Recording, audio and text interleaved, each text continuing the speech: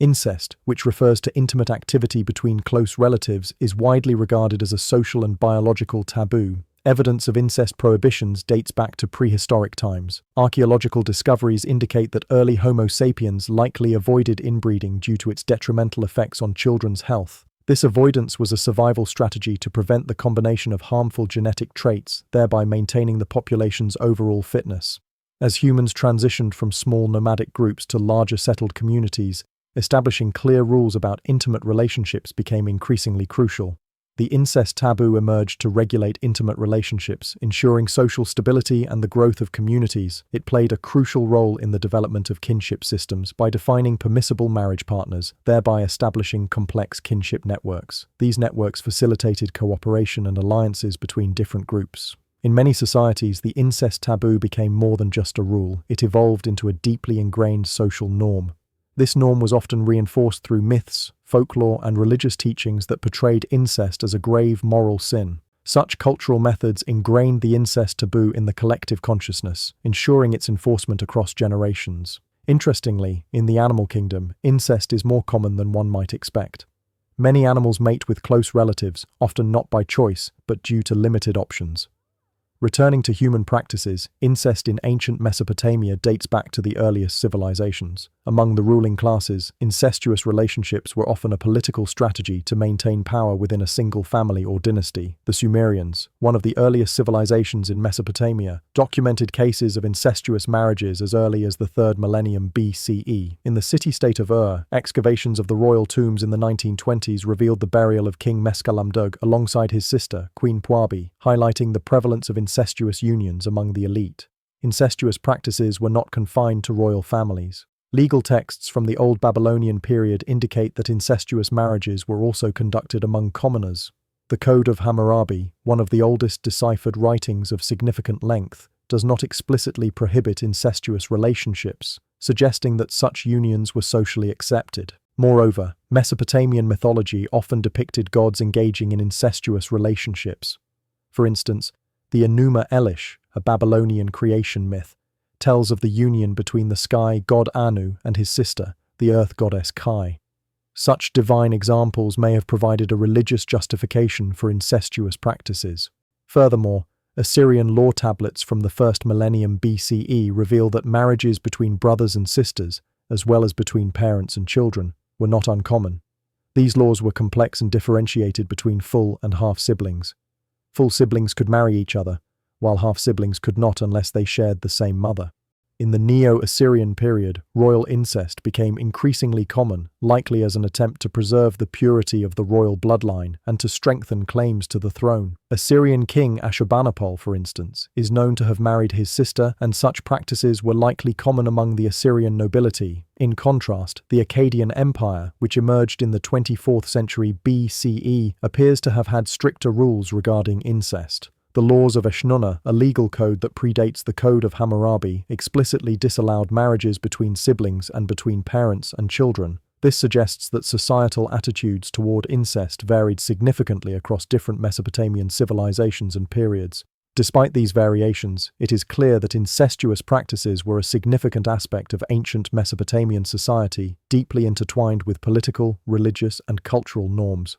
In the Hittite Empire, a late Bronze Age civilization that occupied parts of modern-day Turkey and Syria, incest was also prevalent. Hittite laws dating back to the 16th century BCE revealed that incestuous relationships were not only accepted but also regulated by the state. The laws prescribed different punishments for incestuous relationships based on the degree of kinship, with the most severe penalties reserved for parent-child relationships. However, the Hittite royal family was exempt from these laws. Hittite King Mursili II, for example, was married to his sister. This double standard suggests that, like in other Mesopotamian civilizations, incest was a tool used by the ruling classes to consolidate power and maintain the purity of the royal bloodline. Moving on to ancient Egypt, pharaohs often married their sisters or daughters, a practice motivated by both religious and political reasons. The divine status of the pharaohs was believed to be preserved through these incestuous unions. A notable example is King Tutankhamun, who was the product of an incestuous union, as revealed by DNA tests on his mummified remains in 2010. Incestuous marriages were not limited to the pharaohs. The Ptolemaic dynasty, of Greek origin, also adopted this practice to consolidate power. Cleopatra VII, the most famous representative, married both her younger brothers successively. However, the practice was not as widespread among the common people. Incestuous marriages were rare and often limited to the nobility. Common people generally married outside their immediate family, typically within the same social class. The religious beliefs of ancient Egyptians played a significant role in the normalization of incest among the elite, as they believed such unions preserved the divine and royal lineage. The pantheon of Egyptian gods often included sibling couples, such as Isis and Osiris, who were both siblings and spouses. This divine model provided a theological justification for pharaohs to marry their siblings or close relatives. Despite these justifications, incestuous marriages had severe biological implications. King Tutankhamun, for instance, suffered numerous health issues, including a clubfoot and malaria, likely the result of inbreeding. His life was short, ending at the age of 19. Over time, the negative effects of inbreeding became increasingly apparent. The Ptolemaic dynasty experienced a series of health issues and early deaths due to inbreeding. Ptolemy II married his full sister, a tradition that continued for several generations, leading to a weakened bloodline. Cleopatra VII, the last of the Ptolemaic rulers, was herself a product of inbreeding. Her son, by Julius Caesar Caesarion, was the result of an out-of-family marriage. The practice of incestuous marriages also led to a complex web of familial relationships that often resulted in power struggles and conflicts. Succession to the throne became a significant issue, with multiple claimants often fighting for power. This led to periods of instability and civil unrest, contributing to the eventual downfall of the dynasties. By the end of the Ptolemaic dynasty and the subsequent Roman conquest of Egypt, the practice of incestuous marriages among the ruling class had largely ended. The Romans, with their strict laws against incest, did not continue this tradition. However, the legacy of incestuous marriages in ancient Egypt had already left its mark on the genetic health of the royal bloodlines and the political stability of the kingdom. This brings us to the ancient civilization of Rome, where the topic of incest was complex and multifaceted. To understand it, we must first delve into the Roman concept of marriage. The Romans adhered to a strict rule of exogamy, meaning that marriages were only allowed between individuals who were not closely related. This rule was enforced through laws such as the 12 Tables, Rome's earliest code of law dating back to the 5th century BCE. However, the definition of closely related varied over time. Initially, marriage between cousins was disallowed, but this restriction was lifted in later periods. The Romans had a unique system of kinship known as the agnatic system, where relationships were traced exclusively through the male line. This meant that a man could technically marry his sister, provided they had different fathers. Like any system, this one was not without its controversies. For instance, the famous case of Emperor Claudius marrying his niece caused a significant scandal. Claudius had to change the law to allow this marriage, illustrating the flexible nature of Roman laws. Moreover, the Roman Vestal virgins, priestesses of the goddess Vesta, were considered to be the daughters and brides of the chief priest, or Pontifex Maximus. Although they were required to maintain a vow of chastity, their symbolic incestuous relationship with the chief priest was a crucial aspect of their religious role. The complexity of Roman attitudes toward incest reflects a society that was both highly structured and adaptable, with laws and norms that evolved over time to accommodate changing social and political realities. The Romans also had a tradition of sacred marriage, or hierogamy, where the king would marry a goddess or a priestess representing a goddess. This tradition, common in the ancient Near East, was often interpreted as a form of divine incest. Thus, in the realm of religion, incest took on a symbolic and ritualistic role, further complicating Roman attitudes toward incestuous relationships. Later Roman law, specifically the Lex Julia, created during the reign of Augustus Caesar, explicitly outlawed marriages between close relatives. This law was later expanded by Emperor Constantine, who made the punishments for incest more severe. In contrast to the Romans, the ancient Persians had a more lenient view on incest. The Zoroastrians, one of the oldest known monotheistic religions originating in ancient Persia, practiced a form of incest known as next-of-kin marriage, or swidoda. This practice involved marriages between close relatives, including siblings and parents with their children. The Zoroastrians believed that such marriages increased spiritual kinship and brought them closer to their deity, Ahura Mazda. The practice was encouraged by religious texts such as the Vendidad, one of the primary texts of the Zoroastrian faith. However, it's worth noting that the extent and prevalence of swidoda in ancient Persian society remain a subject of debate among historians, with some arguing that the practice was not as widespread as the texts suggest, the Inca Empire, one of the most powerful and sophisticated civilizations in pre-Columbian America, also practiced incestuous marriages, specifically among the royalty. Inca emperors often married their sisters to maintain the purity of the royal bloodline and consolidate their divine status. This practice was seen as essential for preserving the sanctity and continuity of the ruling lineage, reflecting the broader theme of using incest as a political and religious tool across various ancient civilizations. Much like the ancient Egyptians, the Incas believed in preserving the purity of their royal bloodline. The Sapa Inca, or emperor, often married his sister as the Incas believed that their rulers were descendants of the sun god Inti. These incestuous marriages were seen as a way to maintain their divine lineage.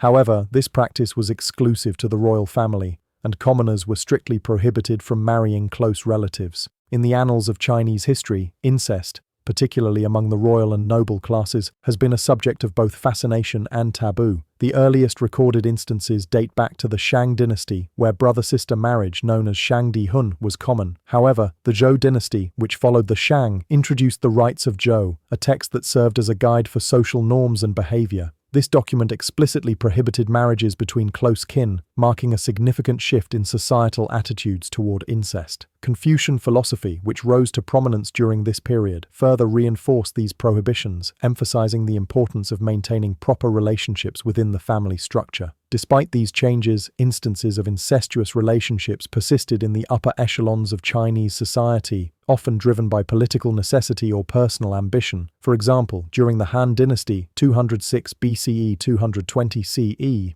Emperor Wu was known to have married his half-sister in a bid to solidify his claim to the throne. This illustrates how incestuous marriages were sometimes used as strategic alliances or power plays within the royal and noble classes of ancient China. In the Song dynasty, the prohibition against incestuous marriages was further codified into law. The statutes of the Ming dynasty explicitly stated that marriages between individuals sharing a common ancestor within 5 generations were illegal. This law was later expanded during the Qing dynasty to include those sharing a common ancestor within 7 generations.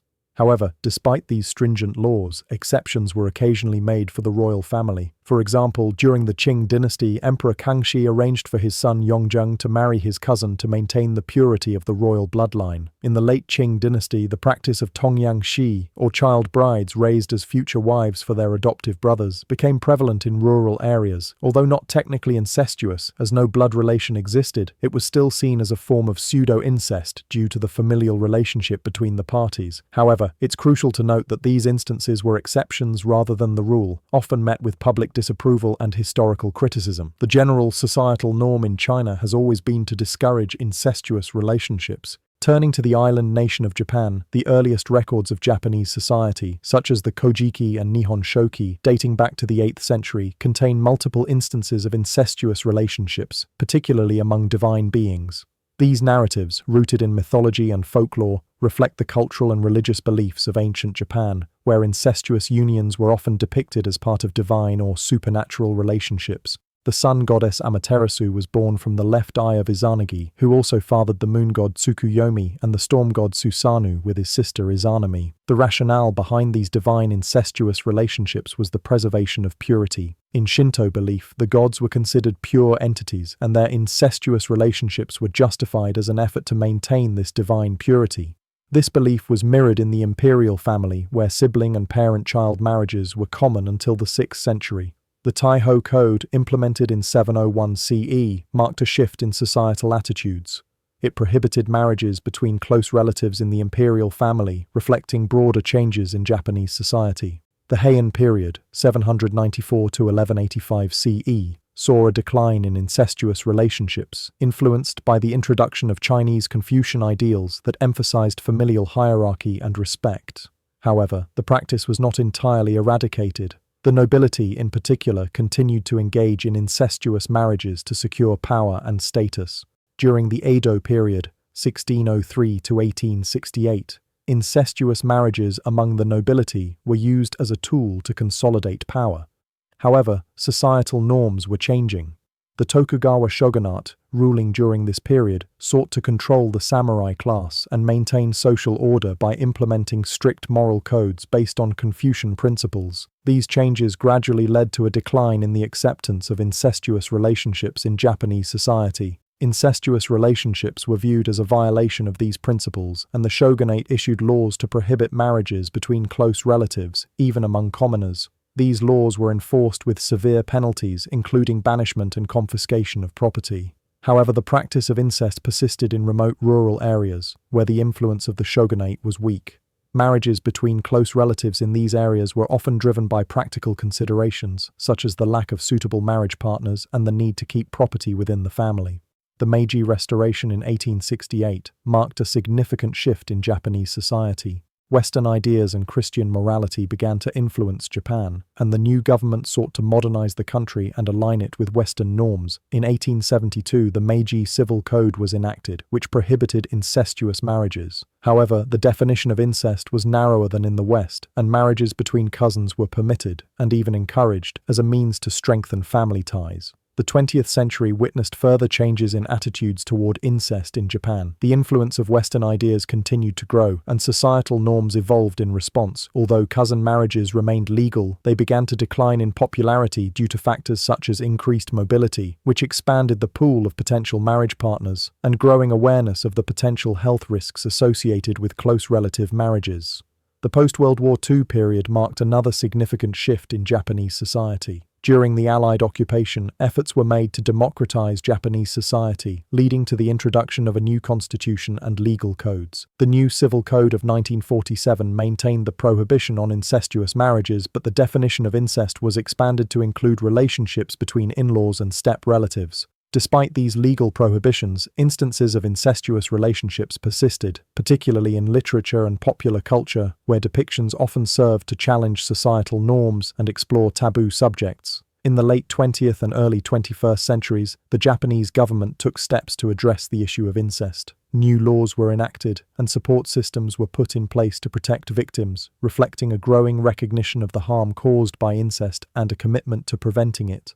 However, challenges remain, as cultural factors, such as a strong emphasis on family privacy and a reluctance to involve outsiders in family matters, can hinder the reporting and prevention of incestuous abuse.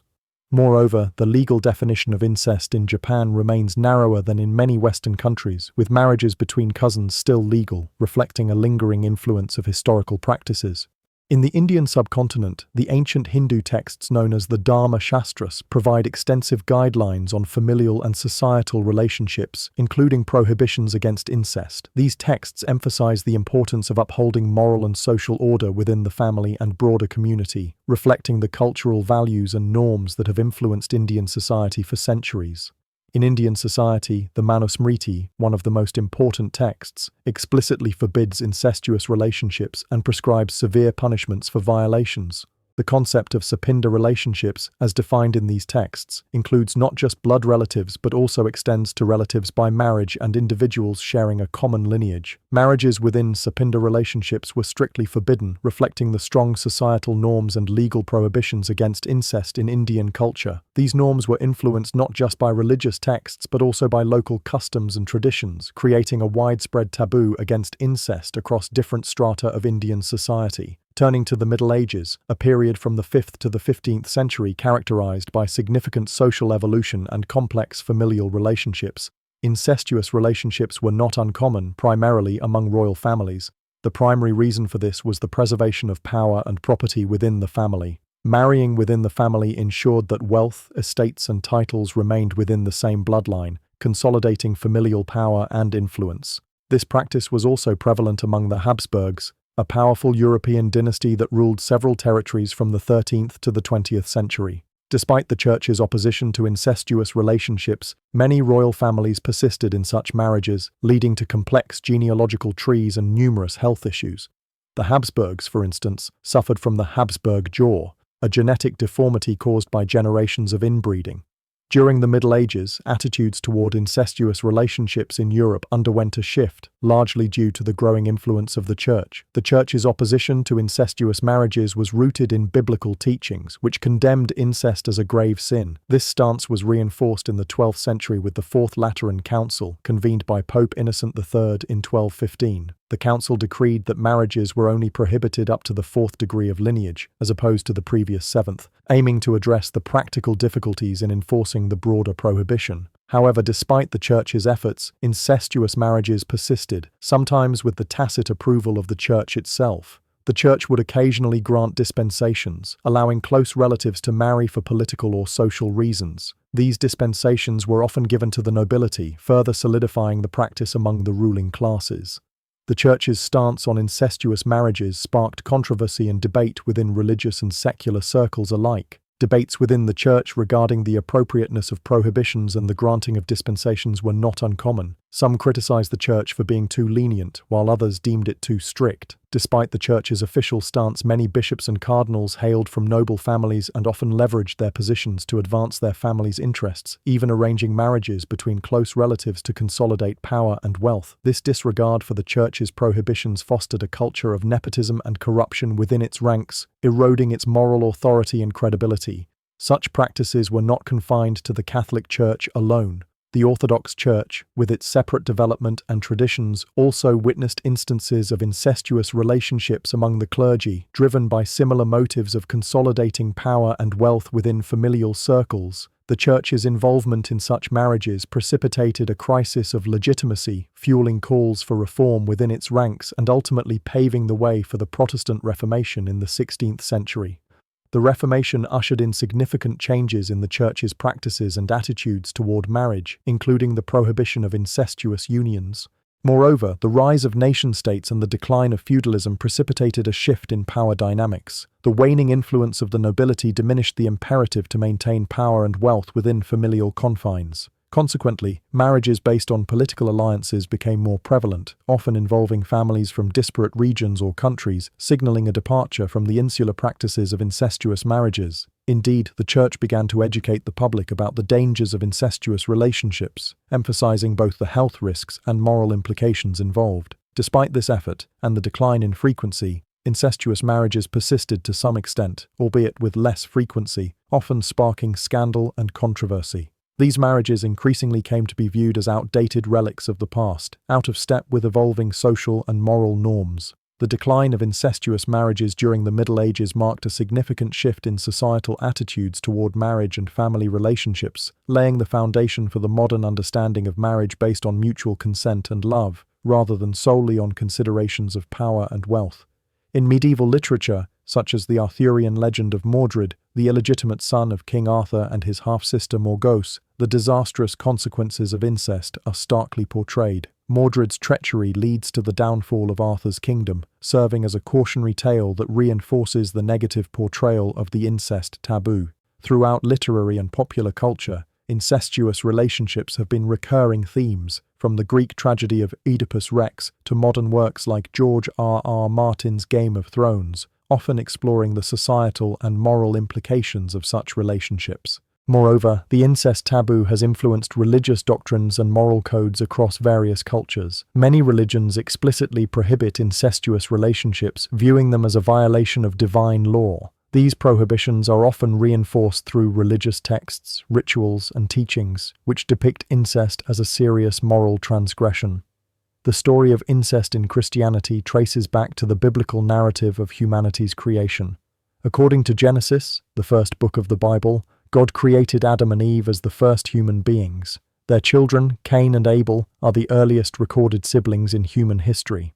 After Cain murders Abel and is banished by God, he settles in the land of Nod, where he finds a wife. The identity of Cain's wife raises questions, as Adam and Eve are depicted as the only humans initially. However, Christian scholars commonly interpret that Cain's wife was likely one of Adam and Eve's later children, suggesting incestuous relationships were initially necessary for the propagation of the human race. This interpretation finds support in Genesis 5:4, which mentions Adam and Eve having other sons and daughters. Further into the biblical narrative, we encounter another instance of incest in the story of Lot and his daughters. Lot, a righteous man residing in the city of Sodom, flees its destruction with his daughters. Believing themselves to be the last survivors, Lot's daughters, fearing their family line will end, conspire to make their father drunk and engage in intimate relations with him to conceive children. The offspring of these incestuous unions, Moab and Ben-Ammi, became the ancestors of the Moabite and Ammonite nations, respectively. The Bible later explicitly prohibits incest in the Book of Leviticus, 18:6-18, indicating a shift in societal norms as the human population increased and diversified. This prohibition reflects an evolving understanding of morality and familial relationships within Judeo-Christian tradition. In Christianity, this prohibition aligns with teachings that emphasize the sanctity of the family unit and the importance of respecting boundaries within familial relationships. Similarly, in the Islamic world, the Quran, the holy book of Islam, provides clear guidelines on prohibited degrees of kinship for marriage, effectively delineating boundaries for incestuous relationships. Surah An-Nisa 4:22-24, one of the chapters in the Quran, explicitly forbids marriages between individuals who share a blood relation, including parents and their children, siblings, and relations through breastfeeding, known as radar or milk kinship. The hadiths, the sayings and actions of Prophet Muhammad, further reinforce these prohibitions. Islamic laws, or Sharia, which are derived from the Quran and hadiths and regulate all aspects of a Muslim's life, including family and marital relations, strictly enforce these prohibitions, with violations considered grave sins punishable under Islamic law. Consequently, societal norms and laws against incest in Islamic societies are deeply rooted in these religious teachings, presenting a common feature across different Islamic societies, regardless of cultural or regional differences. Hindu mythology, renowned for its rich narratives and characters, presents an intriguing tale on the topic. According to legend, Brahma, the creator deity, fashioned the universe and all living beings, including Saraswati, who emerged from Brahma's own body. Saraswati embodied knowledge and wisdom, capturing Brahma's admiration. Brahma's infatuation with Saraswati resulted in a controversial union between them, drawing the ire of other gods, particularly Shiva, who punished Brahma for his incestuous behavior by decapitating one of his 5 heads. Despite its scandalous nature, this tale holds significance within Hindu mythology. Among the Ashanti, one of Africa's earliest civilizations, incestuous relations were traditionally regarded as a profound transgression. The Ashanti believed that such unions disrupted both spiritual and social harmony, warranting severe penalties for those involved. Similarly, in southern Africa among the Zulu and Xhosa peoples, incestuous relationships were strongly condemned, with violations often resulting in social exclusion and punitive measures. However, it's essential to recognize that these practices and beliefs were not uniform across the continent. Africa's vast cultural diversity meant that attitudes toward incest varied significantly from one community to another. With the onset of colonialism in Africa, substantial shifts occurred in societal norms, including those pertaining to incest. Colonial powers imposed their own moral and legal standards on the societies they governed, often disregarding indigenous customs and traditions. This imposition included the introduction of Western laws prohibiting incest which, in many cases, were more stringent than the existing norms within African societies. Consequently, conflicts arose between these new legal frameworks and local practices. For example, in certain regions of East Africa, cousin marriages were traditionally acceptable. However, under British colonial rule, such unions were classified as incestuous and consequently outlawed. The enforcement of foreign laws frequently elicited resistance and discord, shaping ongoing tensions evident in contemporary African societies. In the post-colonial era, the issue of incest in Africa remains intricate and multifaceted. It is influenced by an array of factors, including cultural traditions, religious beliefs, legal structures, and societal conventions. As African nations navigate the complexities of modernization and globalization, discussions surrounding incest continue to evolve, reflecting the intricate interplay between historical legacies and contemporary realities. Similarly, in pre-Columbian America, indigenous peoples like the Iroquois adhered to specific rules regarding incest. For instance, the Iroquois followed a matrilineal descent system which forbade marriages within one's own clan, traced through the female lineage. However, the arrival of European colonizers brought about significant changes, including the imposition of European cultural norms and legal standards. The Catholic Church, influential among the colonizers, held strict views on incest, considering it a grave sin with severe penalties, such as excommunication or even death. The imposition of European laws and norms, such as the Cédula Real implemented by Spanish colonizers, had a profound impact on indigenous societies. These laws often defined incest more broadly than indigenous customs, prohibiting marriages within closer degrees of consanguinity than were traditionally forbidden. This led to a shift in societal norms regarding incest among indigenous peoples, with practices like cousin marriages, once acceptable, becoming stigmatized under European influence. The development of laws against incestuous marriages in the United States and other American societies reflects a combination of societal taboos inherited from European influence and practical concerns about genetic health. By the late 19th century, every state in the US had enacted laws prohibiting incestuous marriages, with penalties ranging from fines and imprisonment to the death penalty in severe cases. These laws aim to prevent both the social taboo associated with incest and the potential genetic risks associated with offspring from close relative marriages. Advancements in genetics and understanding of heredity in the 20th century further reinforced societal and legal prohibitions against incest. Scientific studies demonstrated a higher risk of genetic disorders among offspring of close relative marriages due to the increased likelihood of inheriting harmful recessive genes. This scientific evidence contributed to the continued stigma surrounding incestuous relationships, making them socially unacceptable and medically discouraged. However, perceptions and definitions of incest have evolved over time in the United States. Laws vary by state, with some prohibiting marriages between first cousins while others permit it. This variation reflects ongoing debates about where to draw the line regarding consanguinity in marriage. In some South American countries, like Brazil and Argentina, cousin marriages are more accepted, though still relatively low compared to global averages. Despite this, the incest taboo remains prevalent in these societies, influenced by cultural, religious, and legal factors. The understanding of genetics has indeed shed light on the potential risks associated with incestuous relationships, particularly in terms of increased likelihood of genetic disorders and congenital deformities in offspring.